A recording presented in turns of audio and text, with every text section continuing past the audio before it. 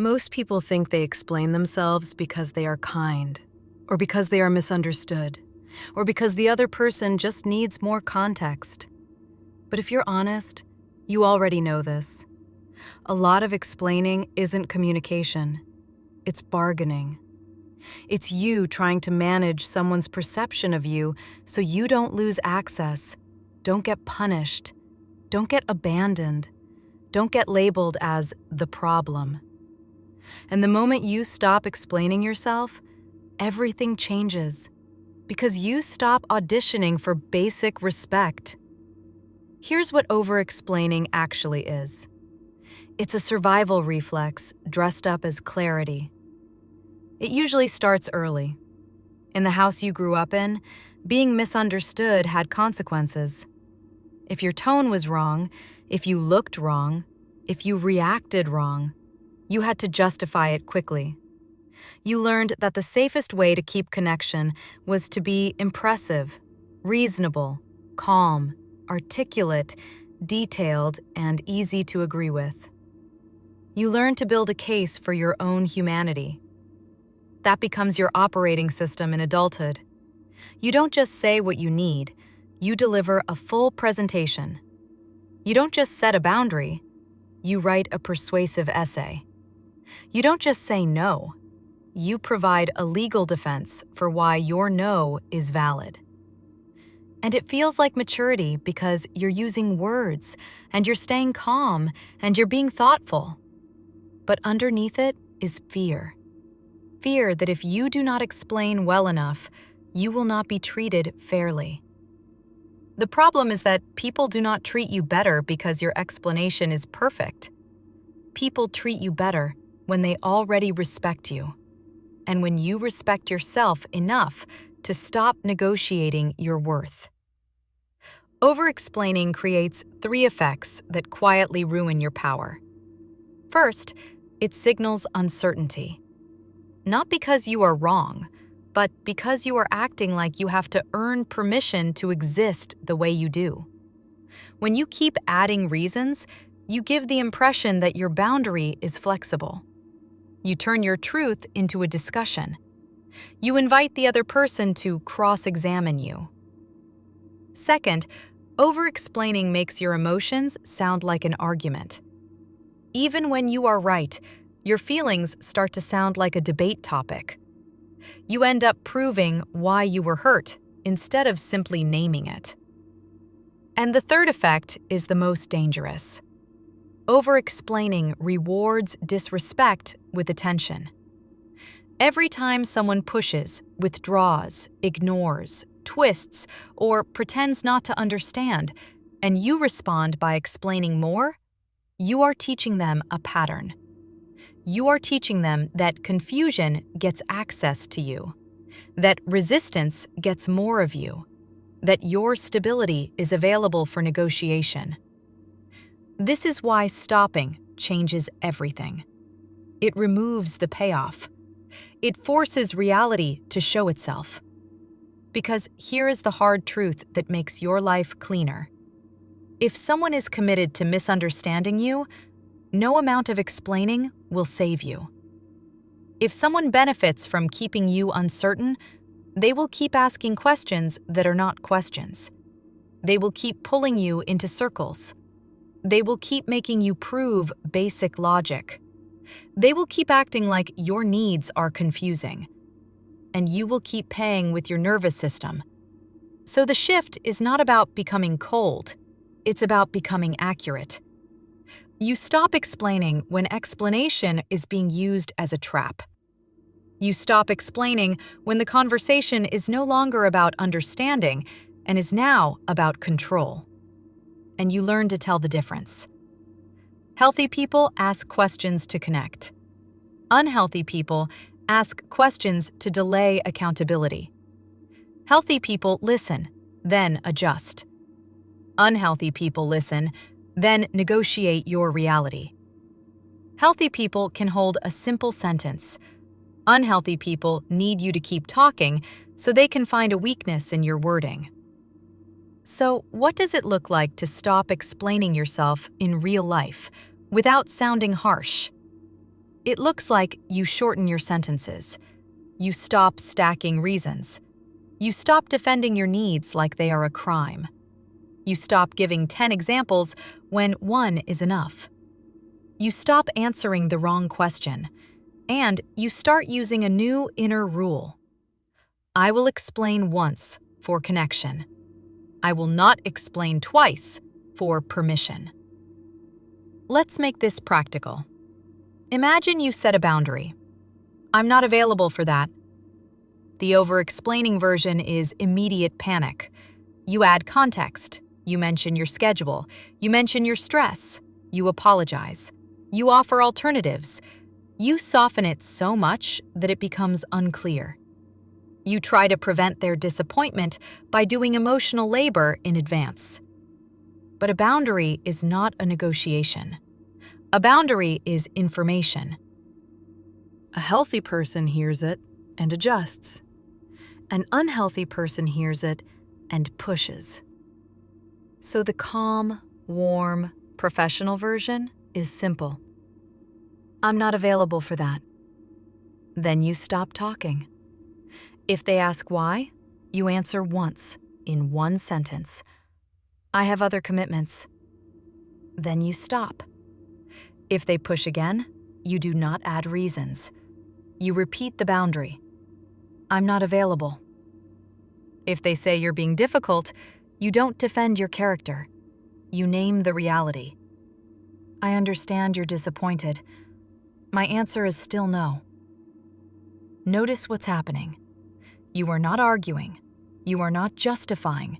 You are not insulting.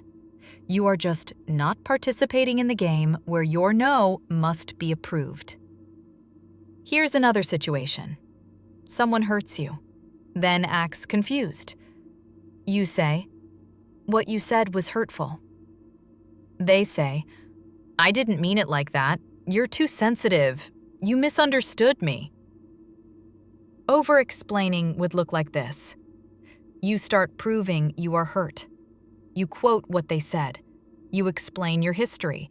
You explain your intention. You explain how a normal person would interpret that. You build a case. You try to make them admit guilt. But someone who invalidates you is not missing information.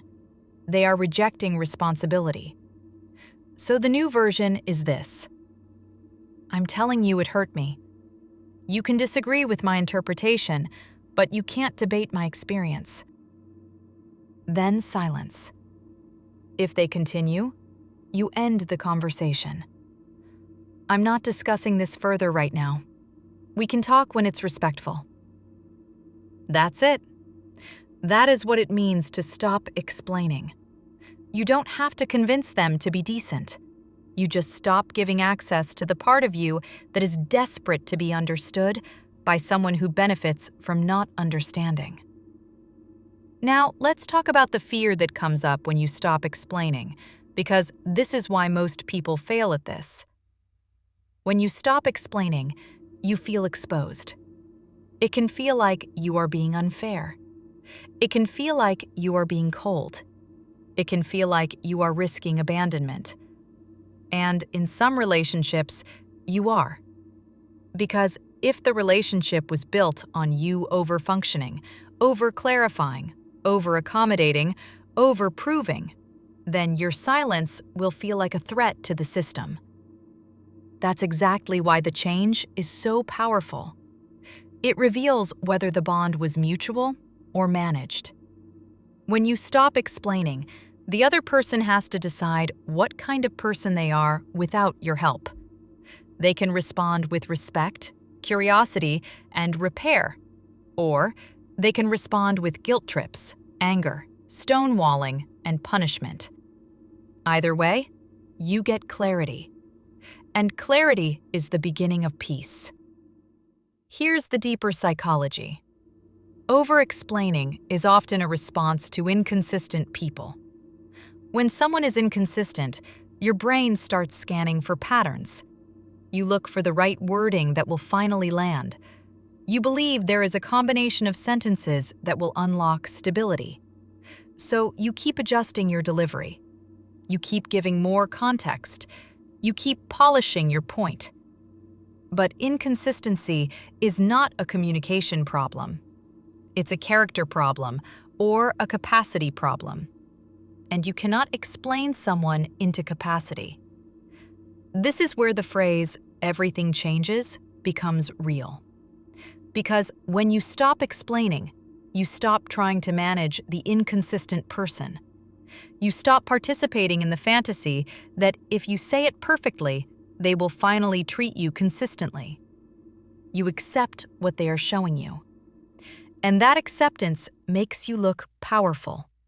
Not because you are trying to look powerful, but because you are no longer performing for approval. There are also social consequences, and I want you to be ready for them. When you stop explaining, some people will call you dramatic. Some will say you have changed. Some will accuse you of being distant. That is because over-explainers are easy to manipulate. You used to offer your inner world like a buffet. People could poke, question, guilt, and you would respond by giving them more access. When you stop, they lose that leverage. So they try to pull you back to the old dynamic. The goal is not to win their approval. The goal is to become a person who can tolerate someone being unhappy with you without collapsing into self-defense. That is emotional adulthood. And it is rare. Now, let's make this even more relatable with the most common places over-explaining shows up. One is texting. Over-explaining in text is a trap because it invites interpretation. You send a paragraph, they respond with one word, and you spiral. So the rule is, the more emotionally charged the situation, the shorter the text. Save your paragraphs for your journal, not for someone who is not responding with care. Another place is work. People over-explain at work when they fear authority or fear being seen as incompetent. You do not need to write a novel to be respected. You need to be clear. Here's a professional standard. State the decision, state the reason in one sentence, state the next step. That's it. Example: I won't be able to meet that deadline because of current priorities. I can deliver it by Thursday, or we can reduce the scope. Which do you prefer? Notice how that is not emotional. It is warm, clear, and structured. Over-explaining disappears when you become organized and direct. Another place is family. Family is where most people lose their spine because the old roles get activated. You revert to the version of you who had to justify your feelings to survive the household. So you start explaining your choices to people who do not actually respect your autonomy. The solution is not to cut everyone off. The solution is to stop trying to convert them. You do not need your family to agree with your life for it to be valid. You can say, "I hear your opinion. I'm comfortable with my decision." Then stop. That simple sentence will feel almost illegal at first. That is how you know it is working. Another place is dating and relationships, not because this video is only about relationships, but because explaining becomes addictive when you want someone. When you want someone, you want to be understood by them. You want to be safe with them. And if they are inconsistent, your explaining becomes an attempt to stabilize the bond. You start over-communicating, hoping it will create security. But security is not created by you explaining harder. Security is created by two people choosing consistent care.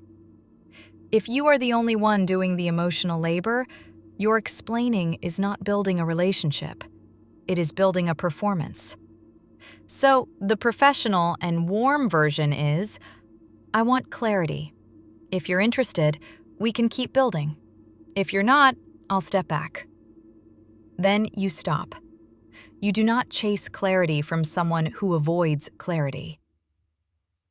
Now, let's talk about what happens inside you when you stop explaining, because that is the real transformation. At first, your body will want to fill the silence. You will feel an urge to follow up, clarify, add one more line, soften it, make sure they don't misunderstand. That urge is the addiction to reassurance. Your brain wants to remove uncertainty. But the cost of removing uncertainty is often your dignity. So you practice a new tolerance. I can handle being misunderstood by someone who refuses to understand.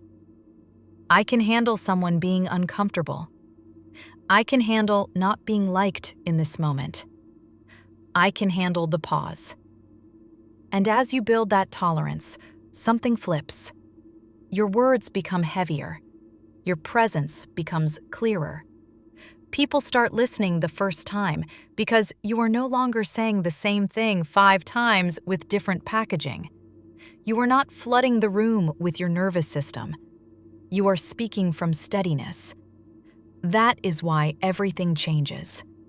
Not because silence is magic, but because steadiness is magnetic. Steadiness is rare. Steadiness makes people take you seriously. It also protects you from the worst kind of dynamic, the dynamic where your sincerity is used against you. Over-explainers often have pure hearts. You mean well. You want to be fair. You want to be understood. But manipulative people love over-explainers because they can take your words, twist them, and make you doubt yourself. The less you say, the less they can weaponize. The clearer you are, the less room they have to turn your feelings into a debate. There is also a quiet spiritual side to this, but we will keep it practical. When you stop explaining, you stop scattering your energy. You stop trying to control how you are perceived. You stop begging for a verdict. You return to self-trust. And self-trust is not loud. Self-trust is calm. Self-trust says, I know what I meant. I know what I need. I know what I saw. I do not need to overperform to be treated with respect. Now, I want to give you a simple framework you can keep in your mind, not as an exercise, but as a decision rule. 3 levels of speech. Level 1 is connection. You explain once to connect. Level 2 is clarification. You clarify once if there was a genuine misunderstanding. Level 3 is negotiation. If you find yourself explaining again and again, you are no longer connecting or clarifying. You are negotiating your worth. That is your cue to stop. You can say, I've explained this clearly. I'm not going in circles. Or you can say, I'm going to pause here. Or you can simply repeat your original sentence and end the conversation. The point is not to punish anyone. The point is to protect your life. Because your time, your energy, your focus, and your nervous system are your life. And you do not owe anyone your life to prove you are reasonable. There is one more important nuance. Stopping explaining does not mean becoming vague. A lot of people misunderstand this and swing to the other extreme. They become cryptic. They start dropping cold one-liners. They think it looks powerful, but power is not vagueness. Power is clarity without over-justification. The goal is to be direct, not dramatic. Warm, not pleading. Firm, not cruel. So here are examples of powerful, warm clarity. I'm not comfortable with that. I won't be available. I'm choosing something different. I hear you, and my answer is still no. I'm open to repairing this if we can speak respectfully. If that can't happen, I'll step back. Notice these sentences are not emotional essays. They are simple. They are adult. They do not invite argument. they also do not attack. That balance is what makes you feel safe in your own skin. And when you become that person, everything changes, because you change the terms of access to you. People who respect you will come closer. People who use confusion to control you will either escalate or disappear. Both outcomes are a win, because you stop wasting your life in circular conversations that never end. You stop performing your goodness to people who are committed to misunderstanding you. You stop fighting for basic care. And you start living in a quieter world where your boundaries are not an emergency. They are a standard. If you have spent years explaining yourself, your brain may tell you that stopping will make you lonely. But the truth is, explaining yourself into exhaustion is already lonely. It is lonely to speak and not be met. It is lonely to keep proving your feelings. It is lonely to keep handing your heart to someone who keeps asking for more proof instead of offering more care. When you stop explaining, you create space for real connection, the kind where your words don't have to fight for air. And you become the kind of person who can be misunderstood for a moment without panicking, because you are not building your identity on someone else's approval. That is when everything changes. Welcome to PsychBond. You're safe here.